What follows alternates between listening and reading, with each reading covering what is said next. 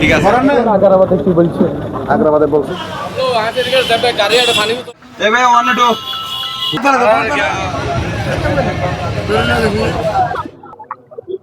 Rescue team কোনো কাজ করবে না সেটাই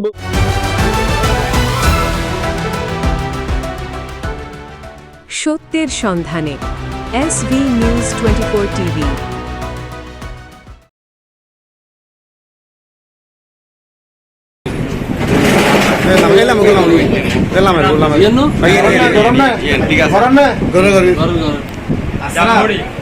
এটা করতে ঠিক আছে আল্লাহ শুরু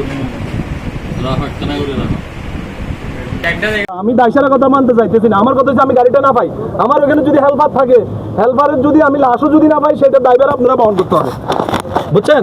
রাইট।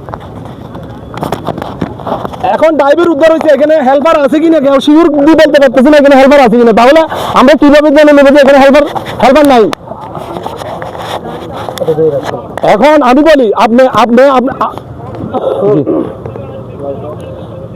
আচ্ছা আপনি আপনি যে কথাটা বলছেন এই কথার উপরে আমি একটা কথা বলতে চাচ্ছি। আপনার এখানে যে আপনার যে টিমটা আসছে ফায়ার সার্ভিস কর্মীরা, ওনারা আসলে যে ওনারা কি আমার ড্রাইভারের সাথে কথা বলার মতো কোনো পরিস্থিতি ছিল কিনা? আমার ড্রাইভারের তো এমন ভারসাম্যহীন হয়ে গেছে, ওনার কোনো পরিস্থিতি নাই। আমি ওনাকে বারবার জিজ্ঞেস করার পরেও উনি বলতে পারে না ওনার সাথে কেউ ছিল কিনা। তাহলে আমাদের যে হেল্পার আছে না, পার্শ্ববর্তীতে ফাটির লোক ছিল, যেহেতু এটা একটা ইয়ে গাড়ি আর কি, বালুর গাড়ি, ট্রাকের না, বালুর গাড়ি না, এটা হলো রড বাড়ি একটা গাড়ি, রডের গাড়ি। তো এখানে হয়তো ফাটির মানুষ হতে থাকতে পারে, হয়তো বা এটা আমি আসলে 1 ঘন্টা পর এসে ফায়ার সার্ভিসের গাড়ি এখন তার ভিতরে জি 1 ঘন্টা বাদ আসছে।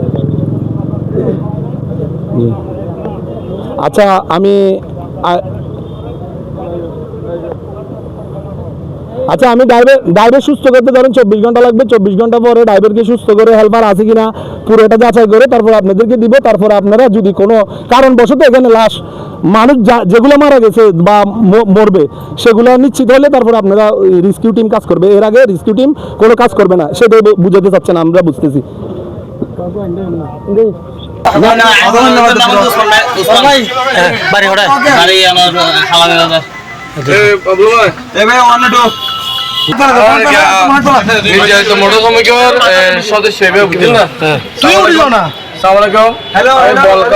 সাধারণ সম্পাদক বলখালী গাড়ি সফরে আমার ড্রাইভার ভাই এখন মৃত্যু সজ্জা পর্যন্ত একটু দোয়া করবেন আমার ড্রাইভার ভাই তার একটু সুস্থ থাকার মতন।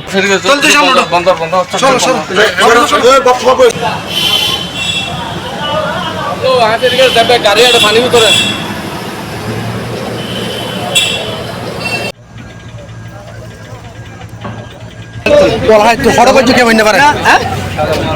খালি গাড়ি এমনি মনে করে কি গাড়ি আবার নাই, আবার করতে দেবে মানে কি গিয়ে নেটু করতে দেবে গাড়ি দেখে ফটকি গাড়ি বড় দেখে মানে কি ড্রাইভার ফাল দিকে গাড়ি ভরে গিয়ে ড্রাইভার বেশি সিরিয়াস ড্রাইভার মেডিকেল ভালো বুকিয়ে ডাইরেক্ট দাতা লাগিয়ে সব ফাইয়ার এখন আরো হ্যাঁ